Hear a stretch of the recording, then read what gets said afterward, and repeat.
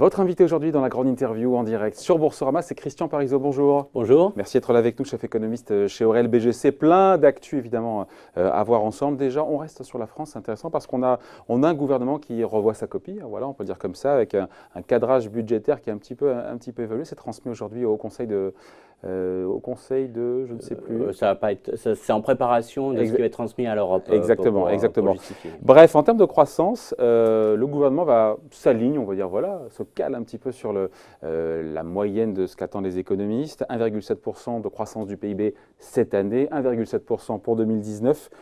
C'est plus réaliste. Mais quand on voit que la Banque de France nous dit au troisième trimestre, après le trou d'air du premier semestre, on devrait faire 0,4% au troisième trimestre, c'est vous l'expert, mais en faisant tourner un peu les chiffres, il faut faire 0,8% au dernier. Pardon, il y a plein de chiffres, c'est technique, mais en gros, il faut faire un super quatrième trimestre, 0,8% de croissance pour arriver au 1,7.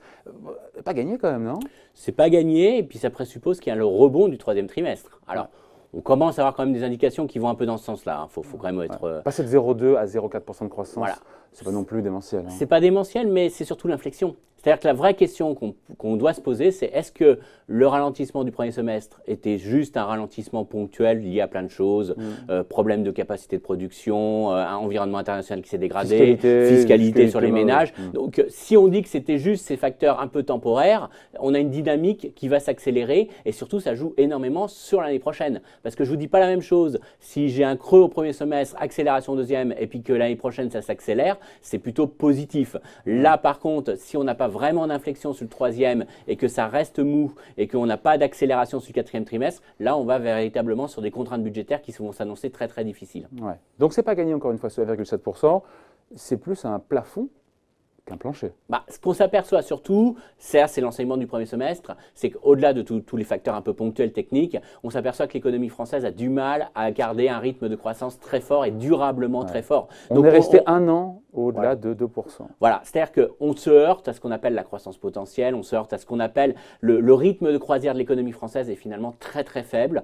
C'est lié en partie à des facteurs démographiques, mais surtout aussi à des facteurs de productivité. Et puis surtout, on a un gros problème. C'est-à-dire que malgré tout, on reste quand même sur un niveau de chômage élevé. Donc ça montre que ce n'est pas forcément la conjoncture qui nous sauve. On a toujours les politiques qui attendent de la conjoncture. La conjoncture, c'est merveilleux, ça va permettre de boucler le budget. Ça va permettre… pas faux. Sur 2017, quand on fait 2,3% de croissance, tout est plus facile. Voilà, et on s'aperçoit qu'in fine, on n'arrive pas… la conjoncture, les rebonds, ça reste relativement modeste, que ce n'est pas une solution et qu'on se heurte très rapidement aujourd'hui à des problèmes structurels. C'est un problème structurel du marché du travail, c'est un problème structurel de la dépense publique. Mais le gouvernement y travaille, Christian, il y a la formation professionnelle, l'apprentissage, il y a toutes ces mesures qui sont… On est d'accord, mais ça veut dire qu'on n'a pas de solution à horizon, voire 5 ans, on va dire, pour être sur des objectifs de gouvernementaux. On est sur des vrais problèmes de fond et qu'il va falloir bien traiter un jour ou l'autre. Ouais, moins de croissance, évidemment. 1,7% et non pas autour de 2, c'est moins de recettes fiscales. Donc c'est plus de déficit, toutes choses égales par ailleurs évidemment. Donc le déficit public devrait l'année prochaine être aux alentours de 2,8%, c'est ce que nous dit a priori le gouvernement, au lieu de 2,3%, donc ça fait quand même un demi-point de PIB, c'est pas rien en plus. Après on peut se calmer, je veux dire on est en dessous des 3%, on respecte nos engagements, il n'y a pas péril en la demeure non plus. Hein. Oui, mais après c'est toujours la même chose. Je pense que Bruxelles ne va pas paniquer pour ça, mais ce que va accentuer Bruxelles et Bruxelles va nous mettre la pression sur un élément, c'est le déficit dit structurel. C'est-à-dire que le gros problème aujourd'hui… Structurel, donc hors variation de la conjoncture, voilà, c'est ça. Hors de l'effet conjoncturel. Parce que quand il y a plus de croissance, il y a plus de recettes fiscales et donc c'est ce qui explique 80% de la baisse du déficit sur 2017. On est d'accord. C'est pour ça que c'est pas lié à une meilleure gestion des deniers publics. C'est pour ça que Bruxelles n'a pas sauté en plafond l'année dernière en disant vous avez profité d'une meilleure conjoncture. À l'inverse, Bruxelles ne va pas forcément taper très fort sur la France en disant vous avez une conjoncture un peu plus difficile, c'est pas bien. Mais par le déficit structurel, c'est ce qui mesure vraiment les efforts réalisés par le gouvernement en termes de dépenses publiques. Voilà. Et là, sur 2019, on attend quoi? Alors, sur l'année prochaine, on est entre 0,2 et 0,3 contre 0,6 promis. D'efforts. Donc il y a un effort qui est fait, mais il est moindre. Mais c'est une réalité quand on voit le gouvernement, les chiffres sont têtus, a du mal à ralentir la dépense publique. Il y a encore 25 milliards d'euros en plus de dépenses publiques en 2019, après 20 milliards d'euros en 2018. D'ailleurs, ça augmente pour le coup. Oui, ça augmente, mais bon, on ne va pas donner de leçons au gouvernement, c'est pas facile. Pour être honnête, c'est pas facile. Parce qu'on a vu que le premier semestre, c'est ce qu'on disait, ça a ralenti en partie parce qu'on a mis de la fiscalité et ça a pesé sur la consommation. Les taxes sur le carburant, les taxes sur le tabac, la si vous voulez, voilà, si vous voulez restructurer en disant j'augmente les impôts très fortement pour rééquilibrer les comptes, on voit que ça pèse sur la conjoncture. Ça, dans ce cas, on fait Donc, du Hollande. Voilà, c'est pas facile. Donc je ne dis pas que c'est la bonne solution. Après, non, la vraie solution, je parle de la réforme de l'État. Voilà, la vraie solution, c'est d'agir sur certaines dépenses publiques et dire à un moment donné, l'État ne s'occupe pas de ça. Mais c'est quoi? Il faut faire les choix. Parce qu'on a vu que c'est fini, je dirais le poste qui était un petit peu la variable d'ajustement qui était les dépenses militaires, on ne peut plus y toucher. Ouais. On a une dérive automatique des dépenses publiques qui est liée au vieillissement de la population. Et ça, aucun pays n'a de solution dans un pays développé. C'est vraiment un poste qui va aussi s'aggraver. Donc derrière, ça veut dire qu'on va revoir d'autres fonctions de l'État. Et c'est pour ça que le gouvernement fait du rabot. C'est pour ça qu'on entend Gérald Darmanin, Bruno Le Maire nous dire, voilà, il y a 3 milliards d'euros qu'on vient de prendre là, parce qu'il y a ce totem des 3%. Et à juste titre, pour une fois, on va respecter notre engagement européen d'être en dessous. Mais pour le tenir, parce que la conjoncture est moins bonne, on a demandé un effort aux retraités, aux entreprises, aux ménages.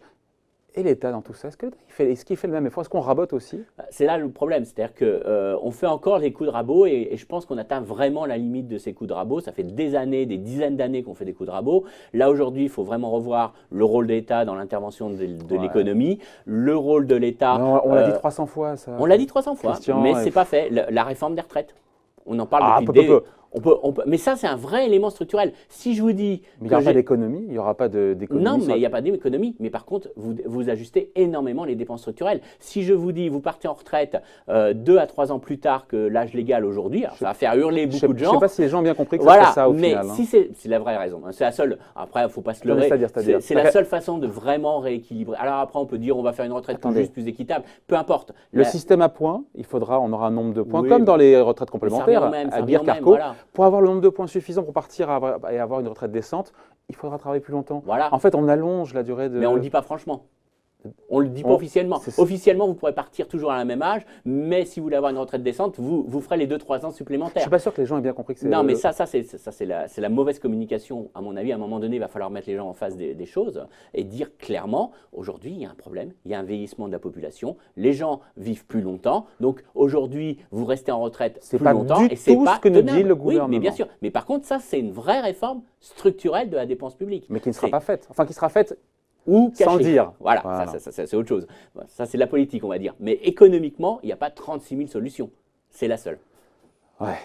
Eh ben, je pense que… Mais la pilule a du mal à passer. Ça, je conçois que politiquement, ça soit très difficile. C'est pas vraiment encore dans le scope de l'actualité. Non, mais ça fait partie on en parlera de 2019. des exemples structurels. De grosses réformes. Qui jouent énormément. Allez, on change de sujet et on parle de DSK. On en a déjà parlé hier avec Patrick Artus, mais c'est intéressant parce qu'on est 10 ans après, encore une fois, la chute de Lehman Brothers et tout le monde se pose la question, est-ce que les leçons ont bien été tirées?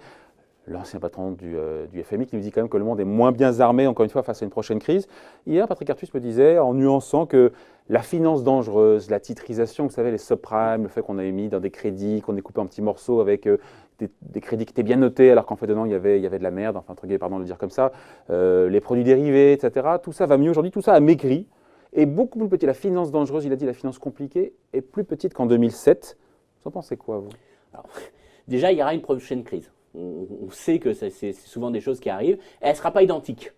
Alors je dirais que si aujourd'hui je devais analyser la situation et je devais dire, je reprends le même schéma de l'époque et je regarde, est-ce qu'aujourd'hui le risque est fort? La réponse est clairement non, il n'y a pas de risque. Sur le même schéma, on ne reproduira pas la même crise. Parce qu'aujourd'hui, on a mis des choses, on a mis des garde-fous, il y a des situations différentes. Mais après, je prends un exemple. La vraie crise, ce qui a vraiment déclenché après la faillite de Lehman Brothers, ce qui a vraiment déclenché la crise, c'est qu'à un moment donné, les marchés financiers se sont complètement gelés. Par exemple, moi, j'avais des clients qui d'un seul coup ont eu l'ordre de leur direction, vous n'achetez plus rien, vous ne prêtez pas un sou, vous n'achetez plus un seul actif financier qui a été émis par une banque américaine. Après, vous pouvez dire n'importe quoi, vous pouvez dire que la banque américaine est solide, qu'elle est bien notée par les agences de notation, qu'elle a augmenté ses fonds propres. À un moment donné, aucune banque américaine n'avait un financement parce qu'il y avait une vague, il y a eu une vague de défiance. Je dirais que la seule chose qui a changé par rapport à cette époque-là, c'est qu'il y a une grosse croyance sur les marchés, alors on peut en discuter sur la viabilité de la chose, mais une grosse croyance sur le fait que les banques centrales peuvent intervenir de manière illimitée et peuvent sauver, entre guillemets, les marchés. Ouais. Et ça, c'est la grosse différence. Parce qu'elles l'ont fait. Elles l'ont fait. Parce qu'elles l'ont fait. Mais elles l'ont fait parce qu'elles avaient des munitions dans la, voilà. Alors, elles en ont dans la toujours. machine. Non, vraiment on peut faire un Q à l'infini, c'est ça, puissance 1 million, c'est ça? En théorie, oui. Regardez le Japon, regardez, il n'y a pas de limite de chiffres en termes de niveau. Alors après, il y aura des conséquences. Je ne vous dis pas que c'est sans conséquences. C'est-à-dire que vous ne pouvez pas injecter des liquidités sans que ça ait des conséquences derrière sur le niveau des taux, sur les risques de déstabilisation. Parce que derrière, il y a la conséquence aujourd'hui. C'est-à-dire qu'elles ont sauvé le système financier en menant les taux à des niveaux très bas, ce qui a poussé de nouveau les agents économiques à s'endetter de manière très importante. D'où le fait qu'aujourd'hui, de nouveaux déséquilibres. Voilà, ça crée d'autres déséquilibres. Donc toute la question aujourd'hui, c'est notamment sur la dette. Mais ça a été la seule façon de faire. La dette privée, la dette publique Les deux. Enfin, ça dépend des pays. Hein. Il y a une partie dans les pays développés, c'est plutôt les États qui se sont beaucoup endettés. Mais on voit dans les émergents, c'est une crise de dette. Aujourd'hui, le problème des émergents, c'est en partie une crise de dette d'entreprises privées qui se sont beaucoup trop endettées. En Turquie, le gros problème, c'est que c'est des entreprises privées qui sont énormément endettées en dollars. Donc, ça a entraîné en tout cas l'accès à l'argent à très peu cher, ce qui a entraîné d'autres déséquilibres. Ce qui fait dire à certains qu'on est proche d'une autre crise parce qu'on n'a pas réglé le problème de l'endettement. Mais peu importe, ce qu'il faut bien comprendre, c'est que quand même, il y a une solution. On sait qu'aujourd'hui, il y a un rôle des banques centrales. Donc je pense qu'il n'y aura pas forcément une crise de défiance aussi forte parce que cette croyance aujourd'hui que les banques centrales sont là, qu'il y a quand même, quoi qu'il arrive, là, c'est ça. Et qu'à un moment donné, le système ne va pas se bloquer, qu'on sait comment débloquer le système. Donc je pense que ça, il y a quand même cet élément qui a changé. Oui, mais cette croyance, elle est fondée. Elles l'ont fait, elles le referont de nouveau, les banques centrales. Elles le referont de nouveau. Est-ce que le marché monétaire, la Fed, la BCE. Je vous prends un exemple. Le marché monétaire ne fonctionnait plus du tout. C'est les banques centrales qui ont nationalisé le marché monétaire, c'est-à-dire que c'est elles qui sont intervenues et qui ont assuré le financement. Et qui se sont mis en fait au milieu entre ceux qui avaient de l'argent, qui voulaient en prêter, et ceux qui voulaient emprunter. Elles ont dit à ceux qui ont de l'argent, vous ne voulez pas le prêter à votre petit copain, donc déposez-le auprès de moi et moi je vais le redonner à ceux qui en ont besoin. Donc finalement, elles ont tué le marché monétaire, entre guillemets, mais pour sauver un petit peu. Mais on s'aperçoit que 10 ans après, c'est parvenu à la normale. Il y a encore des restes, des stigmates. Le marché monétaire ne fonctionne pas encore normalement. Il y a encore un poids des banques centrales qui est très important, notamment aujourd'hui. Donc attention à ça. C'est intéressant, on dit plein de choses là. Vous dites qu'il y aura une prochaine crise. Mais en même temps, la BCE, les banques centrales sont là pour veiller au grain et pour éteindre l'incendie. Mais elles sont là. Qu'elles auront pour partie provoquer. Qu'elles auront pour partie provoquer. Mais après, je ne vous dis pas qu'aujourd'hui, il n'y a pas un risque, par exemple, qu'en Chine, il y a un problème d'endettement, de mauvaise allocation. Il y a un problème. Voilà, on est d'accord. Mais jusqu'au jour où je peux vous donner, on voit que les émergents, il y a quand même eu quelques craquelures durant cet été. Ça vous inquiète d'ailleurs? Parlons-en un petit peu des émergents. On a eu une purge quand même, 20% depuis fin janvier de baisse sur l'indice MSCI Emerging Markets. On se dit quoi? On se dit qu'il ne faut pas mettre tout le monde dans le même panier, qu'il y a des émergents qui résistent plus que les autres. On se dit attention, il y a comme des émergents asiatiques qui commencent maintenant à être largement touchés. On se dit qu'il y a des opportunités aussi là-dessus. On se dit que tant que la Fed va remonter les taux, que le dollar sera fort, ça mettra en difficulté. Parce que les capitaux vont, comme souvent, c'est ce qu'il expliquait très bien hier Patrick Artus. Le problème, c'est la variabilité, le fait que les capitaux sortent et rentrent très rapidement des pays émergents. Quand ils rentrent chez eux, ça leur fait de l'investissement, ça fait monter les marchés actions, c'est très bon, mais dès que ça ressort, ça les déstabilise. Alors, ce que je trouve très bien dans le comportement actuel des marchés, c'est que les marchés sont relativement discriminants. C'est-à-dire qu'ils n'ont pas vendu les émergents d'un bloc sans chercher à comprendre. Donc, les émergents qui aujourd'hui sont sanctionnés, à mon avis, le sont pour des raisons valides. Turquie, pour des raisons, Brésil, pour des raisons de déséquilibre de l'économie, risque politique. Alors après, chacun prend ses choix. C'est-à-dire que est-ce que vous êtes prêt à prendre un risque politique en investissant sur les actifs brésiliens alors qu'il y a les élections le 7 octobre? Ça, c'est vous qui prenez votre choix. Mais au moins, le marché n'a pas vendu les émergents globalement. Donc ça prouve qu'il y a quand même une certaine confiance encore dans les actifs émergents. Le seul risque, à mon avis, qui est important et qu'il faut suivre, et on n'a pas beaucoup de visibilité, c'est la Chine. Parce que la Chine joue un rôle déterminant dans l'équilibre émergent. Alors c'est un poids en termes d'importateurs de matières premières. Voilà, c'est ça. Et on voit qu'avec la guerre commerciale, avec des indicateurs chinois qui sont quand même un petit peu dégradés dernièrement, et on n'a pas une visibilité parfaite de ce qui se passe réellement en Chine, on voit qu'il y a quand même des éléments qui sont dégradation avec une croissance qui est à 7%, qui passerait à 6,5%. Oui, on est d'accord. Mais après, riche, avec un gouvernement chinois qui a fait beaucoup de politiques de relance par l'endettement, qui s'aperçoit qu'aujourd'hui, ça atteint peut-être ses limites, je trouve que les marchés sont très indulgents vis-à-vis de la Chine parce qu'on a eu le sentiment que la Chine, on peut toujours relancer la machine.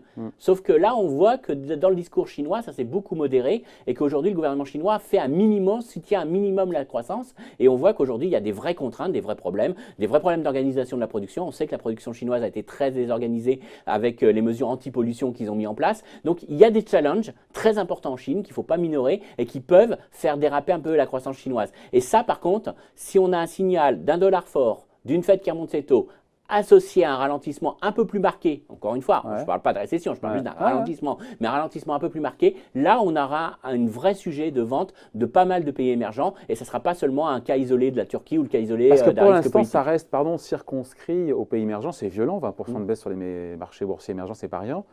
Mais ça n'empêche pas Wall Street de monter, ça n'empêche pas là, le Bien petit sûr, rebond. Parce que ça reste très discriminé encore. C'est-à-dire que ce n'est pas une crise des émergents.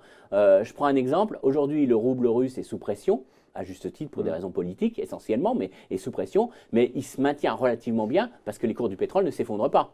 Si derrière, je vous dis que la Chine ralentit, que c'est un ralentissement mondial, qu'on révise très fortement la croissance mondiale, le pétrole va chuter. Là, je peux vous dire que la correction du rouble va être encore beaucoup plus violente. Donc, vous cumulez vous voyez, il y avait déjà une faiblesse sur le rouble, mais vous cumulez un vrai scénario économique beaucoup plus négatif. Donc, pour l'instant, on ne vend pas les émergents globalement, mais attention, parce qu'on a quand même un vrai maillon faible, un vrai talon d'Achille qui reste l'économie chinoise et qui, pour l'instant, ne donne pas des signaux très favorables. Bon, sur l'automne, sur la fin d'année, on finit là-dessus.